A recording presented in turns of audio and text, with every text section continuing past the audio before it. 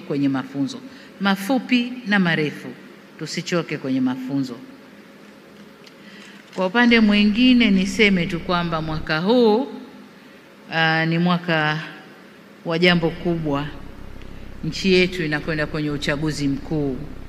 Niwaombe mtumie kalamu zenu kuhamasisha umoja, amani na mshikamano nchini.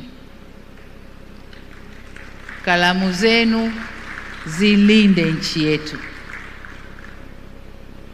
Mrisho Mpoto leo alisema kwa hajui kwamba ulinzi sio kazi ya polisi na jeshi peke yao, na yeye kama raia. Lakini kalamu zetu zinalinda nchi yetu sawa sawa na jeshi linavyolinda mipaka yetu. Kalamu tukizitumia vizuri tutakuwa salama.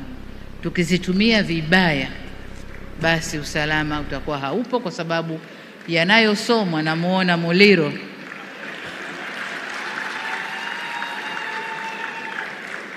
Muliro anasikiliza kwa makini sana. Kwa hiyo nihimize matumizi ya kalamu zetu. Na hii si upande tu wa siasa, hata upande wa kiuchumi, hata pande zote tu. Tukiandikia vizuri kuhusu nchi yetu, wawekezaji watakuja kwa wingi, kwa sababu watasoma na wataona. Tunashutumiwa mambo kadhaa huko nje. Tukiandika vizuri kuhusu nchi yetu, tukitoa ufafanuzi yanayotokea, wale wanaotushutumu kule nje watapata habari za uhakika na wataacha yale wanayoyafikiria. Kwa hiyo niombe sana kalamu zitumike kulinda na kuitetea nchi yetu. Amesema Waziri Kabudi, Tanzania ni moja tu, Jamhuri ya Muungano wa Tanzania, hakuna nyingine. Kwa hiyo tuilinde nchi yetu. Lakini kwenye hili jambo la uchaguzi, niwaombe sana kuhimiza watu kushiriki kwenye uchaguzi na kuchagua viongozi wazuri. Tunasema kuchagua viongozi wazuri watakaosimama kama wazuri, watu wakiwaona wanawafaa wawachague viongozi wazuri watakaoweza kuwatumikia. Kwa hiyo niwaombe sana kalamu zitumike kuhimiza hilo, kulinda nchi yetu, lakini kuhimiza uchaguzi wa amani, uchaguzi mzuri, na kwamba wananchi watumie haki yao hiyo ya kikatiba. Ninapokwenda kuhitimisha, ndugu zangu, nitumie fursa hii kuwapongeza tena viongozi na watendaji wa wizara, waratibu, wawezeshaji, majaji na wadau wengine wa mafunzo na tunzo hizi ambao kwa umoja wenu mmefanikisha mchakato huu kwa weledi mkubwa. Unajua, nilipokuja nilijua tutakaa hapa kuna watu, kwa sababu nimeletewa vyeti vya kusaini, nadhani vilikuwa 11. Kwa nilijua hawa watu 11 tunawapa vyeti hapa, tukimaliza mchezo umekwisha. Lakini niliyoyakuta ni mambo makubwa sana leo, makubwa sana. Nilikuwa namuuliza mwenyekiti wa TAMWA, mmejipanga kweli kweli? Anasema haya mengine mama ni surprise na sisi tunayaona hapa.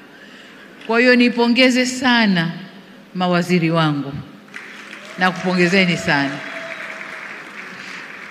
Kwa kiasi fulani kama mlikuwa mnashindana hivi kutoa hizo zawadi, lakini wanasema vita vya panzi neema ya nani?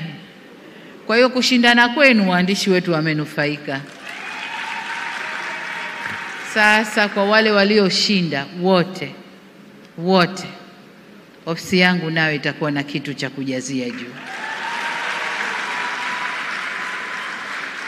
Lakini faraja ninayoipata ni kwamba hili tulilolifanya usiku wa leo linakwenda kutoa hamasa, linakwenda kuibua shangwe kwa waandishi kupenda kuandika sasa, na kuandika vizuri, wakijua kwamba kuna mashindano, watabidi waingie waandikie sekta, kwa watakwenda kujituma vizuri zaidi.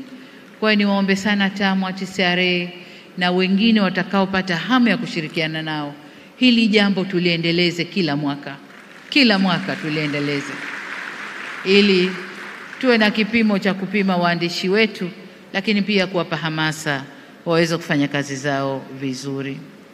Nitoe pongezi kwa nyinyi washiriki wote wa tuzo hii, wale walioibuka washindi na ambao hawakuibuka washindi.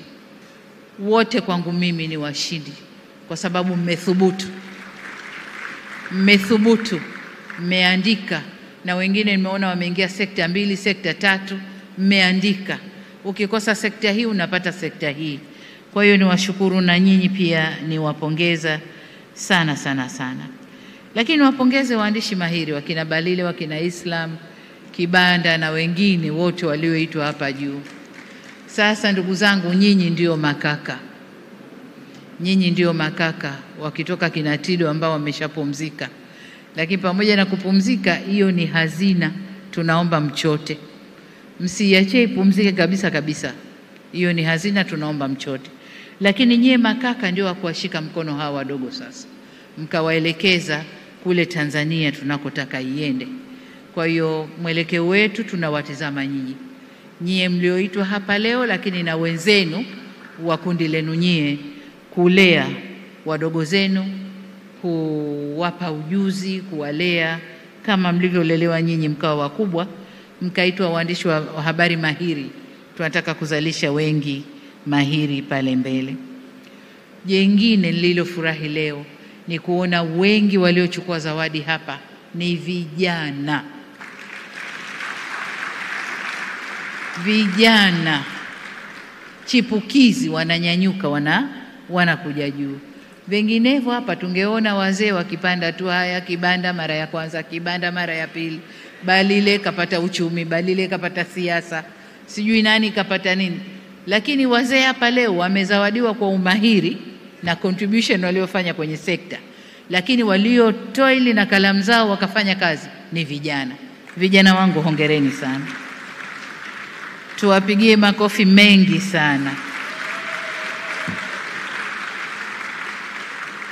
Sasa ni matumaini yangu kuwa wanahabari mtaendelea kuwa mabalozi wazuri wa kuandika habari zilizofanywa utafiti na uchambuzi kuhusu maendeleo, uwajibikaji, uzalendo na kujenga